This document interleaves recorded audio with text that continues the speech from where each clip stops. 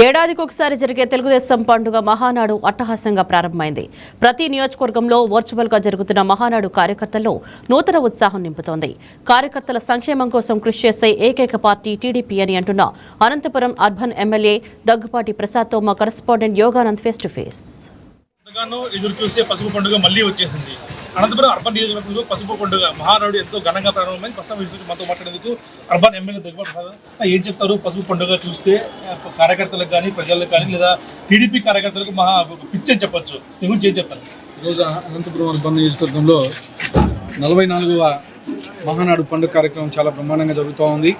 గత 10 రోజుల నుంచి మహానాడు కార్యక్రమం ఎప్పుడు స్టార్ట్ అవుతుందని మా కార్యకర్తలు చూస్తున్నారు. దేనికంటే ఈ మహానాడుకు ప్రత్యేకత ఉంది. ఈరోజు వర్చువల్ విధానంలో జరుగుతూ ఉంది. ముఖ్యంగా మా యువ నాయకుడు, భవిష్యత్ నాయకుడు నారా లోకేష్ గారి జాతీయ వర్కింగ్ ప్రెసిడెంట్ అయిన తర్వాత తొలి కార్యక్రమం ఇది. నెల్లూరులో బ్రహ్మాండంగా చేయాలని పరిచయం కాకపోతే ఈ వారు వల్ల ఇంధన పొదుపు కార్యక్రమంలో భాగంగా క్లస్టర్లు వైజు దాదాపు 1845 క్లస్టర్లు ఈరోజు రాష్ట్రంలో జరుగుతూ ఉన్నాయి. ముఖ్యంగా అనంతపూర్లో 12 క్లస్టర్లలో జరుగుతూ ఉన్నాయి. ఏ క్లస్టర్లో ఆ క్లస్టర్ ప్రతి కార్యకర్త పాల్గొని ఈరోజు బ్రహ్మాండంగా రెట్టింపు ఉత్సాహంతో పాల్గొంటున్నాడు. దీనికంటే గతంలో కొంతమందికి మాత్రమే అవకాశం వచ్చేది మహానాడుని చూడడానికి కానీ వెళ్ళడానికి కానీ ఈసారి ఎందుకంటే మన ఇంట్లో అంటే వాళ్ళ డివిజన్లోనే వాళ్ళ క్లస్టర్ పరిధిలోనే జరుగుతుంది కాబట్టి ప్రతి ఒక్కరూ అటెండ్ అయ్యి చాలా రెట్టింపు ఉత్సాహంతో ఈ కార్యక్రమాన్ని చేయడం జరుగుతూ ఉంది. ఇది ఒక పండుగ లెక్క టీడీపీ కార్యకర్తలకు ఎందుకంత అభిమానం? ఈ పసుపు జెండా కానీ పసుపు సైకిల్ గుర్తు చూసి ఎందుకంత అభిమానం? గత 44 ఏళ్ళ నుంచి స్వర్గీయ నందమూరి తారక రామారావు గారు పార్టీ పెట్టి 44 ఏళ్ళైనా కానీ 44 ఏళ్ళ నుంచి దాదాపు 82 నుంచి ఈరోజు వరకు పనిచేసిన నాయకులు ఈరోజు అవ్వడం జరిగిందంటే పసుపు జెండా అంటానే ఒక ధైర్యం. ఆ ధైర్యాన్ని పసుపు నూరు పోసింది ఎన్టీ రామారావు గారు అయితే దాన్ని నిలబెట్టింది గౌరవ ముఖ్యమంత్రి నారా చంద్రబాబు నాయుడు గారు. ఈరోజు మళ్ళా 3వ జనరేషన్ నాయకుడు మా యువ నాయకుడు నారా లోకేష్ గారు ముందు తీసుకెళ్తున్నారు. మీరు చూశారు, గతంలో ఎన్నడూ లేనట్టు విధంగా జాతీయ ప్రధాన కార్యదర్శి అయిన తర్వాత దాదాపు 1 కోటి సభ్యత్వాలు ఏ పార్టీలో లేనటువంటి 1 కోటి సభ్యత్వాలు ఉంది తెలుగుదేశం ప్రభుత్వంలో చేసిన ఘనత మా యువ నాయకుడు నారా లోకేష్ గారు అని చెప్పి తెలియజేస్తాను. అలాగే చేయడమే కాకుండా కేవలం 100 రూపాయలకి 5 లక్షల రూపాయలు బీమా కల్పించిన ఘనత కానీ మా తెలుగుదేశం పార్టీది, మా ముఖ్యమంత్రి నారా చంద్రబాబు నాయుడు గారు అలాగే లోకేష్ గారు అని చెప్పి కార్యకర్తలకు ఎంతో భరోసాను ఇస్తూ ఇన్సూరెన్స్ సౌకర్యం కల్పిస్తున్నారు. అలాగే దీన్ని ఫ్యూచర్లో కొనసాగించి నారా లోకేష్ గారు ఎటువంటి చర్యలు తీసుకోబోతున్నారు? అంటే ఈ జాతీయ వర్కింగ్ ప్రెసిడెంట్ అయిన తర్వాత ఏం చర్యలు అంటే నెక్స్ట్ 3 ఇయర్స్ ప్రభుత్వ పరంగా డెవలప్మెంట్ కార్యక్రమం అయితేమి అలాగే కార్యకర్తలకు భరోసా. మీరు చూశారు, ఏ పార్టీలో లేని విధంగా నా కార్యకర్తే నా అధినేత అని ఒక నినాదంతో ప్రతిరోజు ప్రజల్లోకి వెళ్తున్నారు. ఎక్కడ కాన్స్టిట్యున్సీ వైజ్ మీటింగ్లు పెడుతున్నారు. ఎక్కడ చూసినా కార్యకర్తే నా అధినేత, కార్యకర్తలు బాగుంటేనే పార్టీ బాగుంటుంది, పార్టీనే కార్యకర్త అనే సిద్ధాంతాన్ని ముందుకు తీసుకెళ్తాను. అంటే కార్యకర్తల్ని ఏ పార్టీ చూసుకునే విధంగా మా తెలుగుదేశం పార్టీ చూసుకుంటుంది. మీరు 44 ఏళ్ళైనా కానీ ఎన్నో అవస్థలు పడినా, ఎన్ని ఇబ్బందులు వచ్చినా కానీ, మా ముఖ్యమంత్రి నారా చంద్రబాబుని అరెస్ట్ చేసినా కానీ, అప్పుడు ఇలాంటి ఒడిదుడుకులు వచ్చినా కానీ 44 ఏళ్ళు పార్టీ నిలబెట్టంటే ఆషామాషి కాదు. మీరు చూస్తున్నారు, కేవలం గతంలో జగన్మోహన్ రెడ్డి 5 ఏళ్ళు పాలనిస్తానే 151 సీట్ల నుంచి 11 సీట్లు తీసుకొచ్చారు. అంటే ప్రజలకు మంచి చేయకపోతే ప్రజలు ఖచ్చితంగా ఇంట్లో కూర్చోబెడతారనేది మా నాయకుడి సిద్ధాంతం. దానికని ప్రతి ఒక్క నాయకుడు, ప్రతి ఒక్క ఎమ్మెల్యేను, ప్రతి ఒక్క టీడీపీ కార్యకర్త మిమ్మల్ని కూడా బాగా పరుగులు పెట్టిస్తున్నారు. మీ యువ నాయకులు కార్యకర్తలతో బాగుండండి, కార్యకర్తలతో మీటింగ్ పెట్టుకోండి. ఒక సామాన్య కార్యకర్తగా చెప్పండి, ఎమ్మెల్యేగా కాకుండా ఎలా అనిపిస్తుంది ఈ పార్టీలో ఉండటం, ఈ పార్టీని భుజస్కంధాలపై మోయడం అనిపిస్తుంది? నిజంగా మా తెలుగుదేశం పార్టీ అంటేనే క్రమశిక్షణ గల పార్టీ. మా అధినాయకుడు 75 ఏళ్ళలో కానీ 25 ఏళ్ళు పూర్వంలాగా పనిచేస్తూ ఉన్నాడు. మీరు చూశారు, గతంలో ఇండస్ట్రీస్ గత 5 ఏళ్ళు ఎక్కడికైనా ఒక ఇండస్ట్రీ రాలేదు. ఈ 2 ఏళ్ల కాలంలోనే దాదాపు 25 లక్షల కోట్ల పెట్టుబడులు మన ఆంధ్రప్రదేశ్ కంటే దేశంలోనే 25% పెట్టుబడులు ఓన్లీ ఆంధ్రప్రదేశ్కి మాత్రమే వచ్చాయి. మీరు చూశారు, మొన్నటి లాస్ట్ వీక్లో పుట్టపర్తిలో డిఫెన్స్ ఇండస్ట్రీస్ తీసుకొచ్చారు. మనం కళలో కనిపించిన పుట్టపర్తి నుంచి ఒక యుద్ధ విమానం తయారవుతుందని అక్కడ టెస్టింగ్ జరుగుతుంది. అలాంటి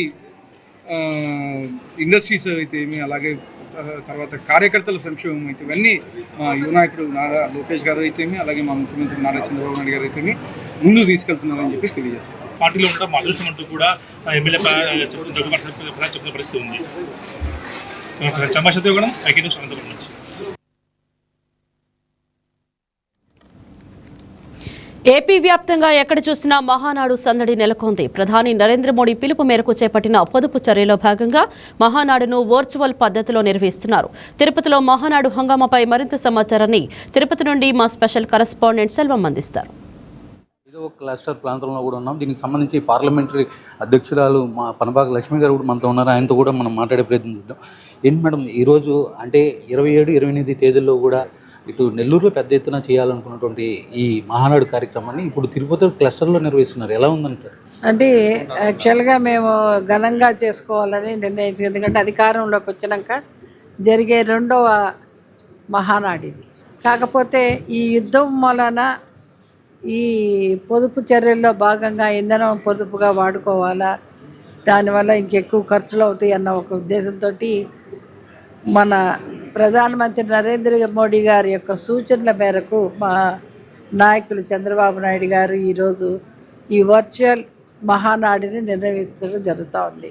ముఖ్యంగా మా పార్లమెంట్ ఆఫీస్ వచ్చేసి ఈ 5వ క్లస్టర్లో ఉంది. 5వ క్లస్టర్ ఇన్ఛార్జి కృష్ణ యాదవ్ గారు, ఆయన ఆధ్వర్యంలో ఈరోజు మేము కూడా ఇక్కడ పాల్గొని మహానాడు పండుగను జరుపుకోవాలా అని చెప్పని మేము నిర్ణయించుకోవటం జరిగింది. నేను కానీ మా జనరల్ సెక్రటరీ డాలర్ దివాకర్ రెడ్డి గారు కానీ మేమిద్దరం కూడా ఇక్కడే ఉండి వీళ్ళతో పాటు ఈ పండుగలో పాల్గొన్నారని చెప్పి మేము రావడం జరిగింది.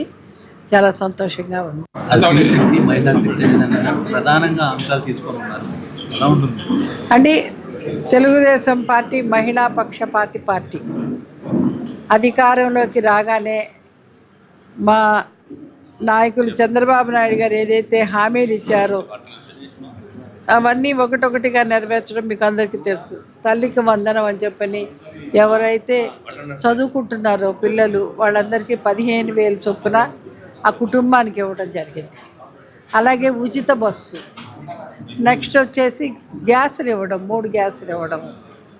అంతేకాకుండా ఈ సెల్ఫ్ హెల్ప్ గ్రూప్స్ని కూడా ఎంకరేజ్ చేసి వారు తయారు చేసే పనులకి వాటికి బ్రాండ్ అంబాసిడర్గా సీఎం గారు నేనే ఉంటానని కూడా చెప్పి దాన్ని అబ్రాడ్లో అమ్మే ఏర్పాట్లు కూడా చేస్తూ ఉన్నారంటే ఇవన్నీ కూడా ఏంటంటే మహిళలకి అన్ని విధాలా ఎంకరేజ్ చేయాలా. ఆ P4 కార్యక్రమం కూడా పెట్టి చదువుకుంటానన్న స్టూడెంట్లకి వాళ్ళు సహాయం చేసి చదివించడము, వ్యాపారం చేసుకుంటాననే వాళ్ళకి వ్యాపారాలు పెట్టించడము ఇవన్నీ కూడా చేస్తూ ఉన్నారు. కాబట్టి తర్వాత ఉచిత బస్సు సౌకర్యం కలిగించిన ఘనత కూడా మా ప్రభుత్వానికి. ఈ రోజున ఎంతో హ్యాపీగా ఆడవాళ్ళు పనులు చేసుకుంటూ ఉన్నారు. చిన్న ఎగ్జాంపుల్ చెప్తాను మీకు. నేను ఈ మధ్య బజార్లో ఒక చింతపండు అమ్మాయి ఆమె దగ్గర మాట్లాడుతూ ఉంటే ఆమెది చిత్తూరు అంట. ఏమ్మా అక్కడి నుంచి ఇంత దూరం వచ్చామంటే, అమ్మ ఉచిత బస్సు కదా 4 డబ్బులు ఎక్స్ట్రా వస్తాయని అక్కడి నుంచి ఇక్కడికి వచ్చానమ్మా సంతోషంగా. అలాగా ఉపయోగించుకుంటున్నారు వాళ్ళు కూడా. వాళ్ళకి ఇంకా కొద్దిగా దీన్ని ఎలాగా చేసి మనం ఆర్థికంగా నిలదొక్కుందాం అని చెప్పన్న ఆలోచన వాళ్ళకే వచ్చేస్తున్నాయి. ఇలాగా ప్రతి ఒక్క మహిళ కూడా హ్యాపీగా ఉన్నారు. ఫస్ట్ రాగానే ఇచ్చే పెన్షన్లు కూడా ఇచ్చేస్తూ ఉన్న టైం కాబట్టి అందరూ హ్యాపీగా ఉన్నారు. మరోపక్క తుడా చైర్మన్ డాలర్ దివాకర్ రెడ్డి గారు ఉన్నారు. ఆయనతో కూడా మనం మాట్లాడదాం. అంటే ప్రధానంగా ఏదైతే ఈ మహానాడు కార్యక్రమంలో కార్యకర్తలకు సంబంధించి ఈ మహానాడు కార్యక్రమాన్ని కూడా ప్రత్యేకంగా ఏర్పాటు చేస్తున్నాం. వాళ్ళ కష్ట నష్టాలు కానీ వాళ్ళ ఇష్టాలు కానీ ప్రతిదీ కూడా ప్రజల్లోకి తీసుకెళ్లే విధంగా ఈ మహానాడు కార్యక్రమాన్ని కూడా నిర్వహిస్తున్నామని చెప్పి గతంలో కూడా చంద్రబాబు నాయుడు గారు అయితే కూడా తెలిపినటువంటి పరిస్థితి. అయితే ఏ విధంగా ఇది వాళ్ళకి దోహదపడుతుందంటారు? ఈ మహానాడు అనేది తెలుగుదేశం పార్టీ కుటుంబ సభ్యులకి అందరికి కూడా ఒక పెద్ద పండగ లాంటిది. ఎక్కడ ఎవరున్నా కూడా రాష్ట్రం కాదు దేశాలు దాటి ప్రపంచంలో ఉన్న ఎక్కడున్నా కూడా సరే ఈ మహానాడు ఈ 2 రోజులు జరిగేదానికి ఖచ్చితంగా అందరూ అటెండ్ అవుతారు. కువైట్ నుంచి కావచ్చు, గల్ఫ్ కంట్రీ నుంచి కావచ్చు, అమెరికా నుంచి కావచ్చు, అందరూ కూడా వచ్చేసి ఈ 2 రోజులు 27, 28 తేదీల్లో మహానాడుకి అటెండ్ అయ్యేది అది ఒక ఆనవాయితీ. ఇంత పెద్ద పండుగని కార్యకర్తలకి చేయటం తెలుగుదేశం పార్టీకి ఒక గర్వం. ఖచ్చితంగా పార్టీకి ఎప్పుడు కార్యకర్తలకు కూడా పార్టీ అండగా ఉంటుంది. ఎందుకంటే కార్యకర్తే అధినేత అని కూడా మా యువనాయకు నారా లోకేష్ గారు చెప్పడం జరిగింది. ఈ ఒక్క దీంతో తీర్మానాలన్నీ కూడా పార్టీ కార్యకర్తలకి అన్ని విధాలుగా సపోర్టుగా తెలుగుదేశం పార్టీ ఉంటుంది. ఒక స్ట్రాంగ్ భరోసానే ఈ మహానాడు. ఏదైతే కూడా చూసుకున్నారు కదా, ఈ సంబంధించి మహానాడులో కూడా ప్రత్యేకంగా కూడా అనేక కార్యక్రమాలు సుమారు 20 అంశాలకు పైగా కూడా చర్చించి ఓ నిర్ణయం కూడా తీసుకున్నాం. ముఖ్యంగా ఏదైతే పార్టీకి సంబంధించినట్టు దిశ నిర్దేశం చేసే విధంగా కూడా ఈ మహానాడు కార్యక్రమం అయితే కూడా జరగబోతుందని చెప్పి కూడా ఇటు నేతలు కార్యకర్తలు కూడా ఆశాభావం కూడా వ్యక్తం చేస్తున్నటువంటి పరిస్థితి. ఇది మొత్తానికి ఇక్కడ ఉన్నటువంటి పరిస్థితి. కెమెరా పర్సన్ కన్నయ్యతో సెల్వం, తిరుపతి నుంచి వైకే టీవీ.